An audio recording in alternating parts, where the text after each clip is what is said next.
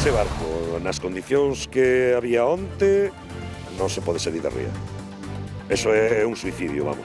Nós non conocemos este barco nin esta xente de nada de por aquí, non me sonaba, para nada. 11 bidóns de 1000, 1100, 1200 litros de gasoil, cheos de combustible, que nos encontramos balsas salvavidas, traxes de supervivencia, tabaco, cartóns de tabaco, víveres. Son cousas que un barco bateeiro de 14 e 15 metros normalmente non leva a bordo. Home, suposicións, conjeturas, podemos sacar moitas, pero supoñemos que isto que era algún tipo de intento de abastecimiento destes tipo de artefactos. É o que nos supoñemos, non o sabemos seguro, lógicamente. Pero lanchas son de gasolina, que non son de gasoil, os que son de gasoil son ou narcos submarinos ou barcos.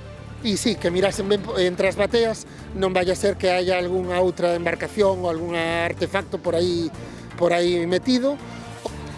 Saúdos, boas tardes. Mércores 11 de febreiro, benvidos ao Galicia Noticias. Xa escoitaron, todo apunta a que o naufraxio dun bateiro a tarde pasada no Grove vai derivar nun novo caso dun narco submarino nas costas galegas.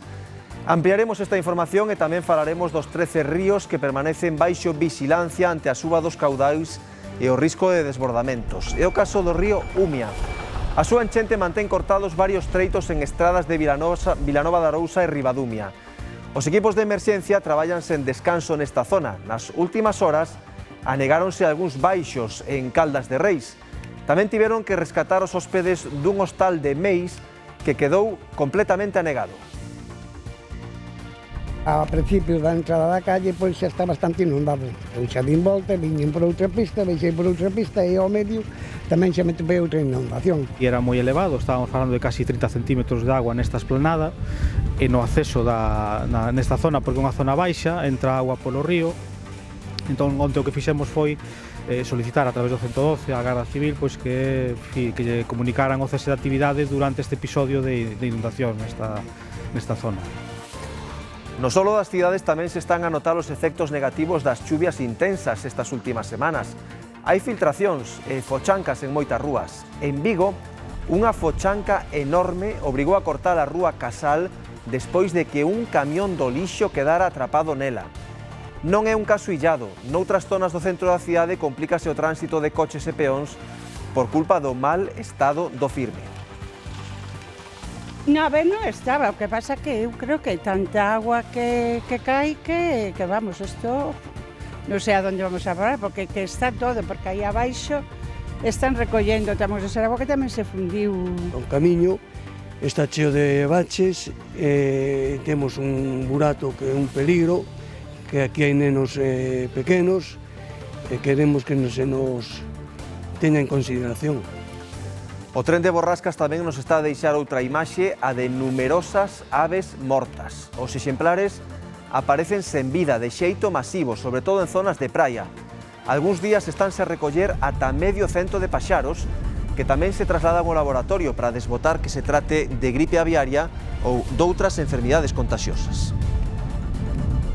As causas exactas non se saben hasta que se analicen as aves recollidas, pero vendo a climatoloxía, pois o máis probable é que sexa un episodio de unhas borrascas continuadas, unhas tras outras que debilitan moito as aves, non as deixan alimentarse ben e ao final acaban por morrer por inanición, por frío e por todo isto.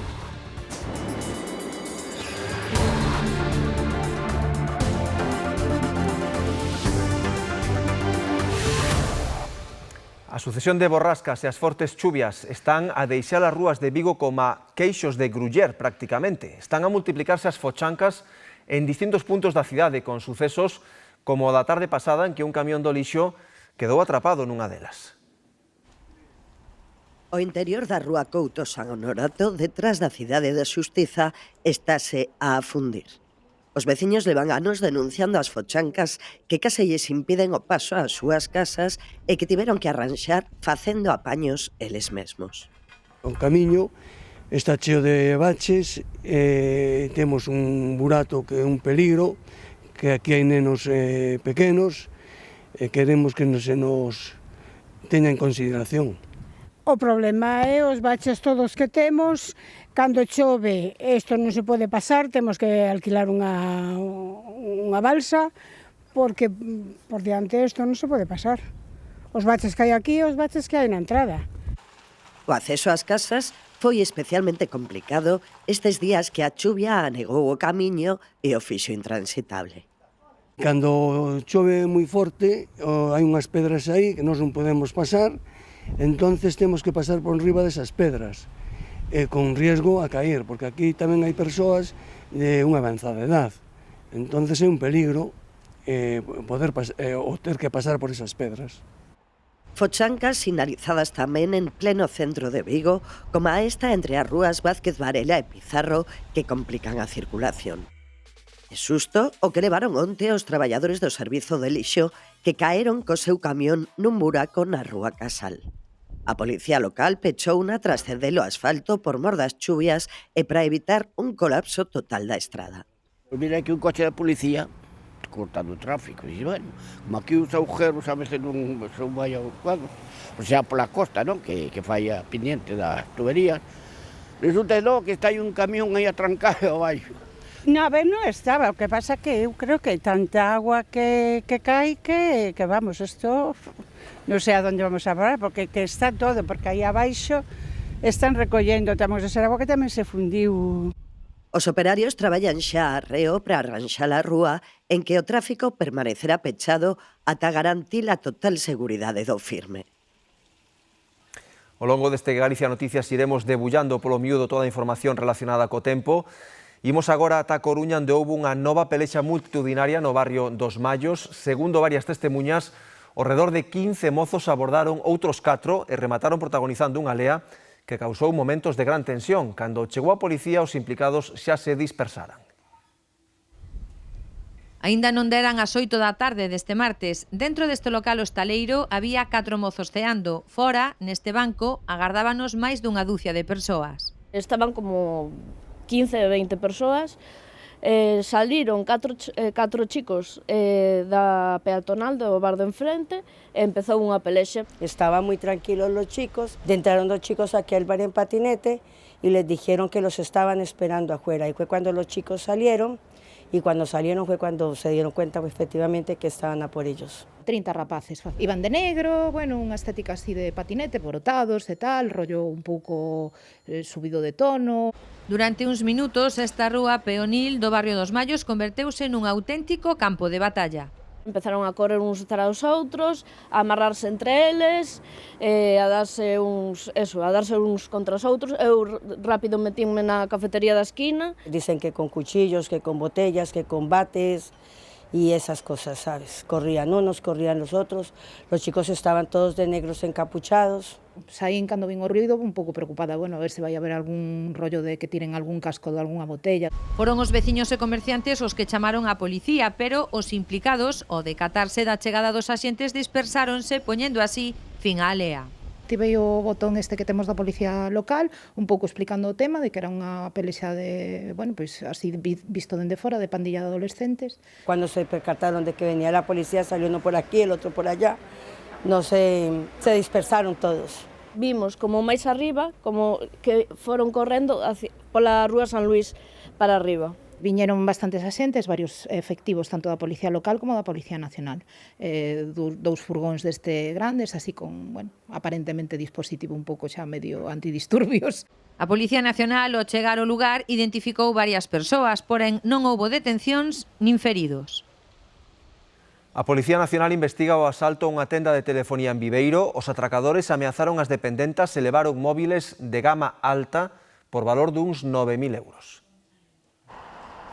Unha tenda de telefonía da céntrica Praza de Lugo, en Viveiro, foi asaltada por varios mozos a cara descuberta. Tras ameazar as dependentas, os atracadores fixéronse con media ducia de móviles de alta gama, valorados cada un deles nuns 1.500 euros, e marcharon correndo. Pasou a policía preguntándonos polas cámaras de seguridade que tiñamos para ver se captaran algunha imaxe do que pasara o sábado.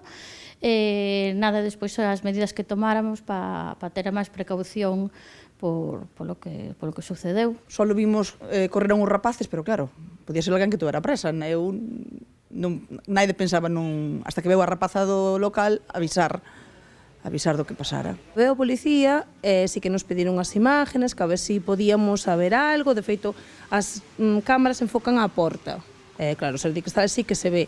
Enseñaron a foto dos chicos, e vese totalmente a cara de 2 deles, vese todo por completo. En total, o valor do botín ascende a uns 9.000 euros.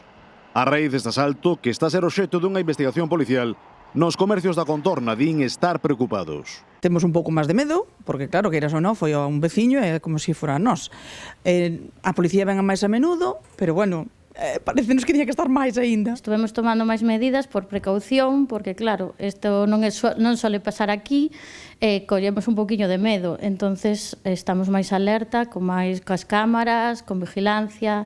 Así é todo, dende a Asociación de Comerciantes do centro da vila, consideran que o acontecido foi un feito illado.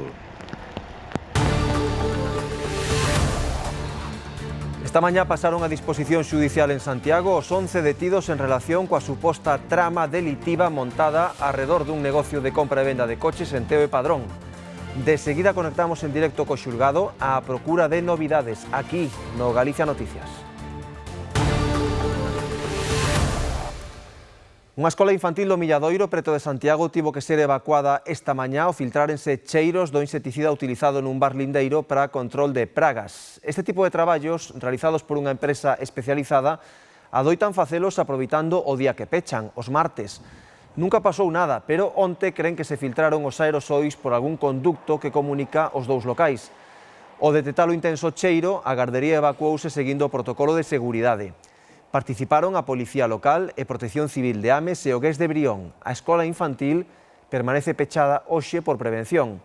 O local estáse ventilando e no bar buscan o conduto polo que puido filtrarse o insecticida para que non se repita en vindeiras ocasións. Mañá recuperarán a actividade normal na gardería. Esta mañá pasaron a disposición do xulgado de instrucción en Santiago os 11 detidos en Padrón e Teo na operación por supostas irregularidades e delitos arredor dun negocio de compra e venda de coches, moitos deles de luxo. Demetrio, sabemos xa se van a prisión. Pois de momento aínda non temos a información de se xa hai decisión xudicial. O que sabemos é que hai esas 11 persoas detidas no marco desta operación que está baixo segredo dende o primeiro instante. De feito, o propio delegado do Goberno, o único que pudo trasladar aos medios de comunicación nas últimas horas sobre esta operación, dixo solamente que era o resultado dunha operación que levaba moito tempo traballándose nela, nada máis. Así que moi pendente nos próximos minutos se se coñece xa a decisión deste Tribunal de Instancia número 3 daqui de Santiago de Compostela sobre a decisión se esas 11 persoas detidas no marco desta operación relacionada coa compra e venta de vehículos de alta gama se van a ingresar en prisión ou van quedar postos en liberdade. De momento, como decimos, continuamos á espera desa decisión xudicial. A Policía Local de Lugo detivo un home na estación de autobuses da cidade por un presunto intento de agresión sexual. Ocorreu cando as autoridades recibiron o aviso dunha muller que denunciaba que o detido a seguira intentando bicala e tocala en contra da súa vontade. Antes do seu arresto, o home xa fora identificado pola policía despois de que varios viandantes denunciaran que os insultara e ameazara nas inmediacións da estación. O implicado tratou de fuxir á chegada dos axentes que lograron interceptalo e trasladalo a dependencias policiais. Tui estrea hoxe a nova ordenanza de regulación da zona azul. Entre as novidades está o control do aparcamento con cámaras e o emprego dunha aplicación móvil por parte dos usuarios. O obxectivo é lograr un uso equitativo dos espazos e facilitar o acceso a comercios e outros servizos. Ata dentro dun mes non haberá sancións para que a cidadanía se vaya familiarizando co sistema. A nova ordenanza reguladora da zona azul xa está activa en Tui coas dúbidas lóxicas dos primeiros días.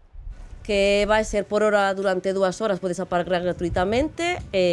Hai zonas que me parece que dixo ela que é 1 hora, que eu non sabía tampouco, Bueno, pongo el disco este. Gracias.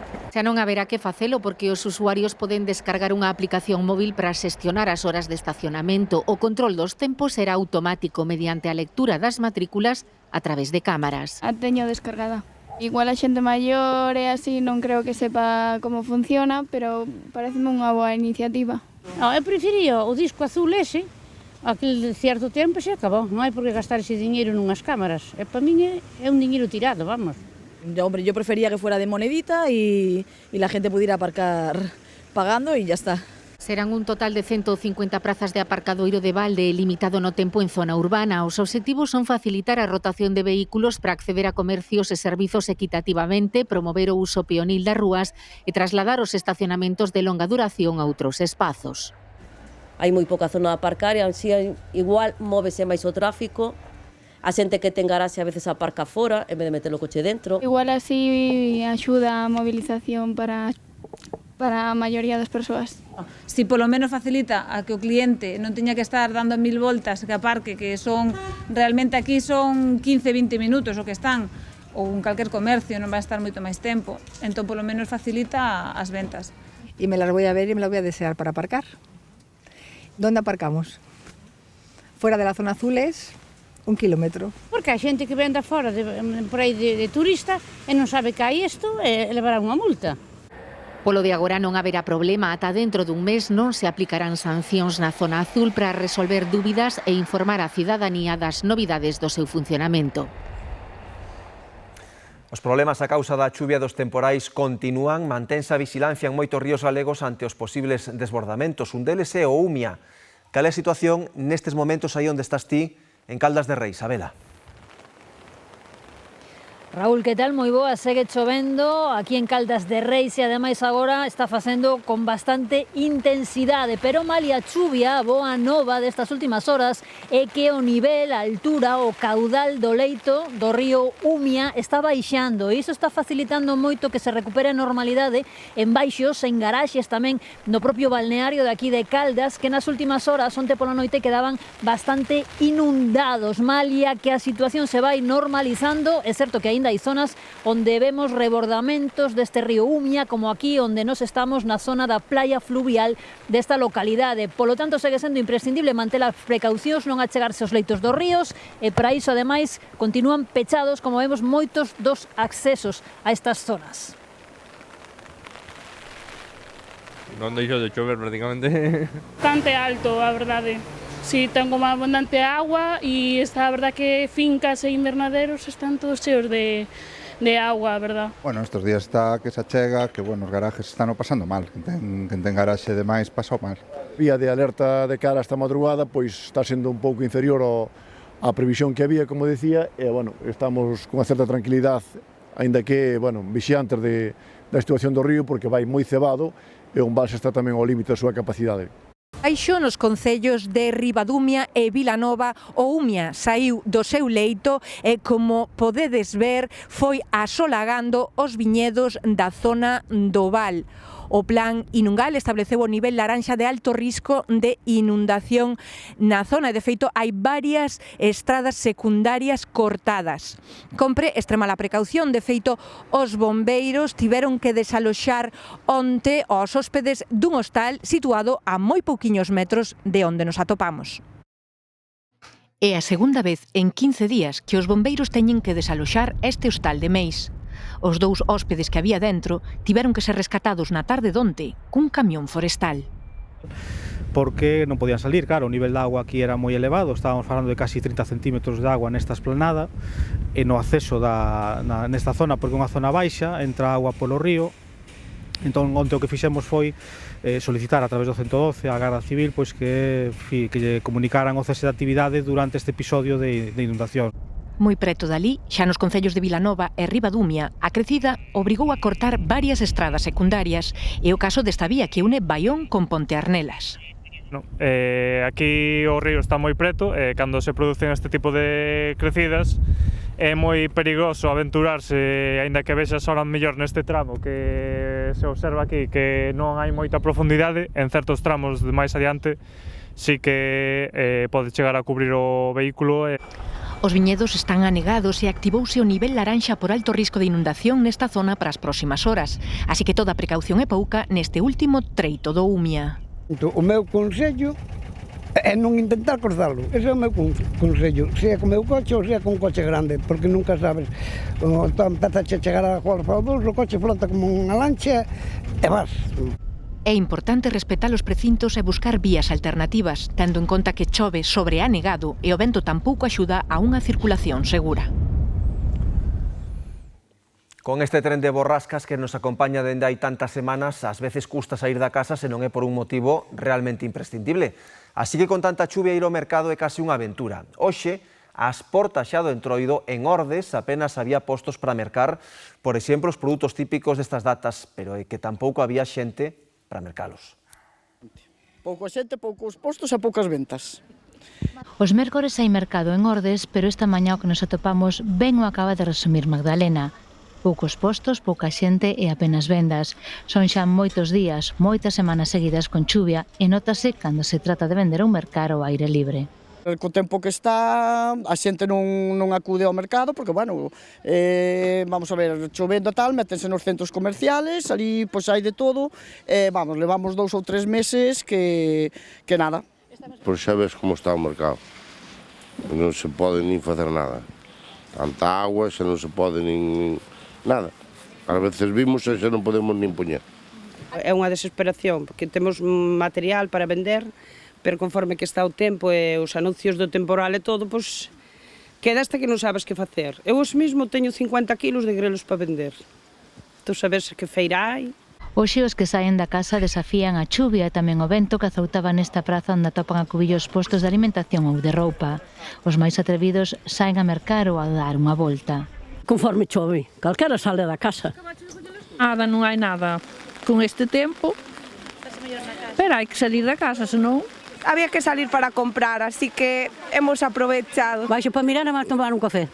Ás portas do Entroido a oferta culinaria é atractiva, malia que esta mañá había menos postos do que habitual. Inda así, hoxe os que se achegaron ao mercado son os clientes habituais, os de sempre. O que é o cliente fiel, ben igual, aunque chova, ten mellor aparcamento co Corte Inglés, que non ten que subir escaleiras, ben, aparca. Estamos no tempo de vender, pero claro, entre que ven o vento, a chuvia, e a xente sale o que ten que sair, nada máis, porque eu realmente recoñezo que se non teña que ir a ningún lado, quedo na casa tamén. Son moitas semanas as que levamos con chuvia e para os vendedores dos mercados non é doado vender ao aire libre con estas inclemencias, así que moitos quedan na casa agardando que o tempo dea unha tregua e os mercados volvan a encherse de xente, de postos e, sobre todo, de vendas.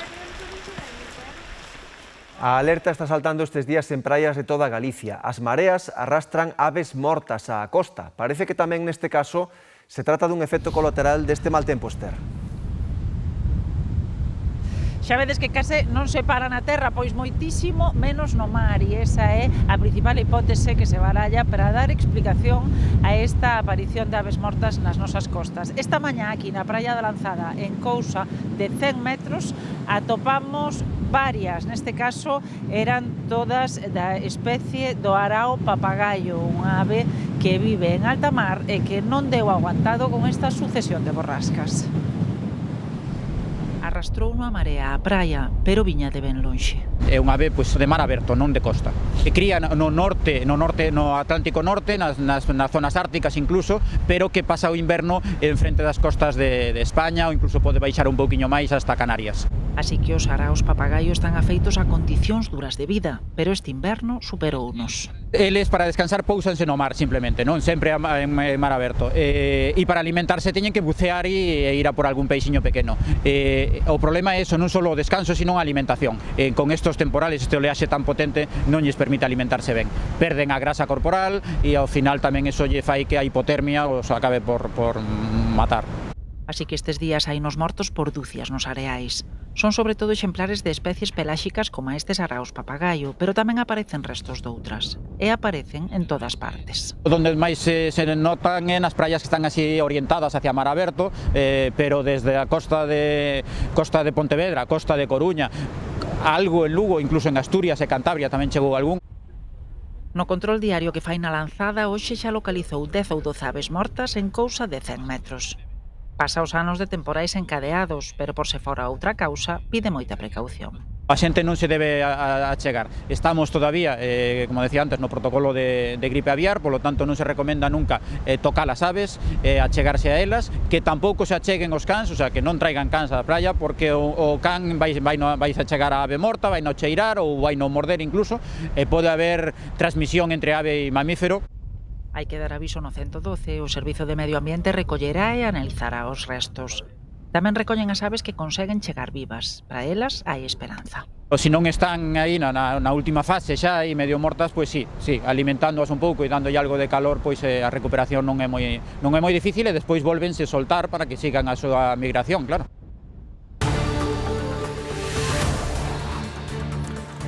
Todo apunta que o naufraxio dun bateeiro nunha zona de Bateas do Grove a tarde pasada e o rescate dos seus 3 tripulantes vai acabar nun novo caso dun narco submarino nas nosas costas. O que semella claro é que non levaban milleiros de toneladas de gasoil, milleiros de litros de gasoil, víveres e tabaco en abundancia, máis doutros enseres, para pescar precisamente sardiñas. Asiña lles contamos máis aquí no Galicia Noticias.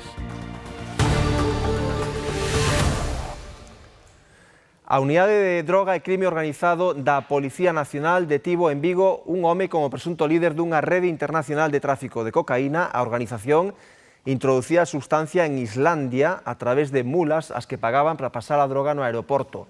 Unha actividade pola que se estima que obtiveron beneficios de máis de 4 millóns de euros.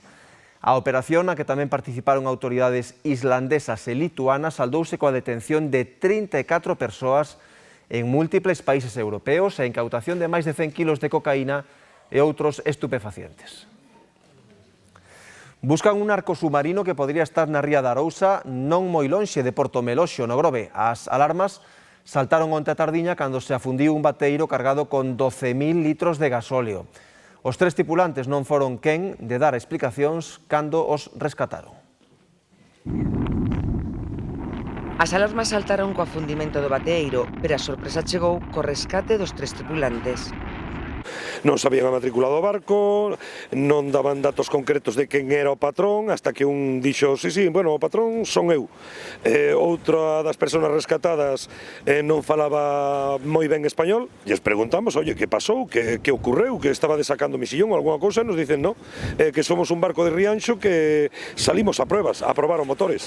A mí me parece un pouquiño extraño desde Rianxo vir a parar ao Grove a facer pruebas pola tarde e con esta mala mar. Mutismo sobre a identidade con razón, porque 2 dos tripulantes son de Rianxo, xente con drogodependencias que nunca foi ao mar. O terceiro estranxeiro, din que lituano. Tampouco deron datos da carga, que non era precisamente mexillón.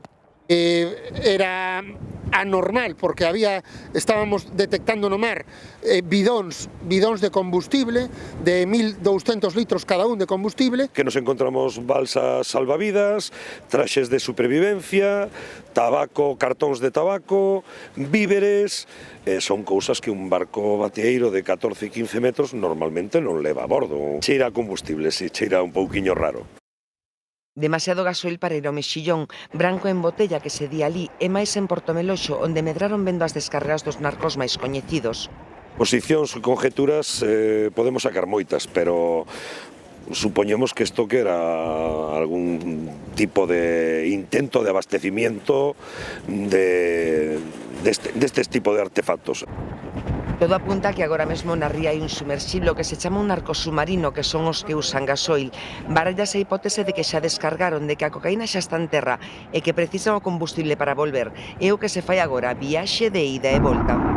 Moi factible que este por dentro da ría agazapado en algún sitio donde este medio camuflado, esperando a que lle cheguen suministros para poder salir. Confírmase polo dispositivo dirixido pola Garda Civil de Pontevedra, pero no que participan todos os corpos das forzas de seguridade relacionados co mundo do narcotráfico. Tamén o Servizo de Gardacostas, aproveitando que supervisan a posible contaminación na zona de Bateas.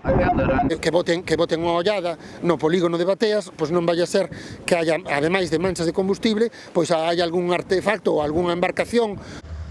Os GEAs da Garda Civil, os buzos, acaban de chegar ao Grove para inspeccionar o bateeiro afundido, pero o mar hoxe non axuda, tampouco para localizar ese suposto narco submarino. A espera de como avance a investigación, os 3 tripulantes quedaron en liberdade. Xa ben saberán moitos de vostedes que as articulacións non lles vai moi ben a humidade. Entenderán, pois, que con este panorama a metade dos galegos anden, ou andemos, queixándonos dos osos. Nesta época, e coa que está a caer, non é de extrañar que medren as consultas de reumatoloxía. Na articulación nós temos unha telilla aí que se chama cartílago, e esa telilla, ese cartílago, pois, ten pouca capacidade de regenerarse frente á humedade e frente ao frío. Faise máis con máis síntomas, faise como máis irritable, como se estuvera máis incómodo. E iso fai que nos doia, e iso fai que nos bloquee, que nos volva ríxidos, que nos deixe presos, nunha palabra. E con o noso clima, os galegos sabemos moito diso. Sí que afecta un montón. Si no es el codo, son las rodillas o las columnas. Dende logo que si é máis cando un é vello. Mal. E así podeche contestar, moi mal. Moi mal. Eu teño moita artrosis e moita osteoporosis. E claro, que a humedade, máis. Pero non, compensa mellor vivir aquí aínda que haya dolores articulares, eu creo. Problemas que se van agudizando con a durez. Bueno, con que a humedade, canto máis vello, máis fodido. Si fora unha chavala, estaba como Dios. Para calmar os síntomas, calor, exercicio para tonificar a musculatura e medicación se non queda outra. Hai que afrontalo, abrigarse e fora. Non queda outra cosa, estamos en Galicia e se queremos verde temos que ter agua, pero non tanta. Y podemos combatir, no sé, dicen que el colágeno... Os calmantes, claro, non hai outro remedio. Que afecta ao corpo está claro, o que xa non é tan certo é que as molestias articulares sirvan para predicir os cambios de tempo. Iso ocurre e hai pacientes que o notan, iso é verdad, iso é unha verdad que está aí. Demostrar eso científicamente para que nos, con método científico, podamos publicalo nunha revista, bueno, eso non somos capaces. Bueno, eu se vai cambiar o tempo non o sei, pero sí que é certo que cando cambia, despois, a maioría das veces sí. Cando era máis novo non tanto, ora xa empeza... Non lle facíamos moito caso, pero a medida que vas cumplindo anos daste conta que hai cousas que sí que son certas. E cando hai niebla máis. Van a fichar, os da EMET van a fichar, porque acerta máis que eles, probablemente. A niebla... Levamos semanas de temporais e iso tamén se está a notar nos nosos roupeiros. Pezas de roupa e calzado impermeables son tendencia estes días nas rúas galegas. Inmersos nunha secuencia de episodios meteorolóxicos que non dá descanso, a roupa e o calzado impermeables pasaron a ser os máis buscados. Comprei zapatos, comprei chuvasquero, comprei un anorán, de todo. Y sobre todo impermeables por la choiva. De hecho, estos justo lo compramos este año por el frío, ¿eh? Sí, y son impermeables también. Sí, tuve que comprar. Sí, ropa mucho más de abrigo. E tamén impermeable? Sí, o normal con tanta chuvia. Chubasqueiros, anoraks, gabardinas, plumas... Neste centro comercial da Coruña dinnos nas tendas que a demanda de prendas de abrigo preparadas para a chuvia foi superior a doutros anos. Creo yo que, bueno, aquí en Coruña siempre tenemos viento, ¿no? Pero esta temporada fue fuerte. Pero sí, uno siempre compra algo extra aparte de lo que ya tiene en el guardarropas. Muy duro el invierno, la verdad que sí. Pero bueno, vamos a por otro chubasquero para ponernos más. A ver, bueno, por lo menos a ver si se vaya de una vez el mal tiempo. O calzado de materiais resistentes á auga en xeral e as botas en particular convertéronse no mellor aliado para manter os pés enxoitos. Iso sí, non todos tiveron que improvisar. Yo ya tengo plumíferos y ya tengo botas de abrigo y jerseys. Yo voy servida, yo compré, non compré nada. Tiñamos de sempre. É máis, eu pensei que nos íbamos poñer máis, que eu xa non chove máis nin fai frío, pero fixo. Pero eu non tuve que comprar nada. Estabas preparada? La verdad que sí. Estamos preparadas, levo toda a vida vivindo en Galicia, entonces non hai dúbida. Más ou menos, pero sempre a choiva durante uns meses sabemos que é así.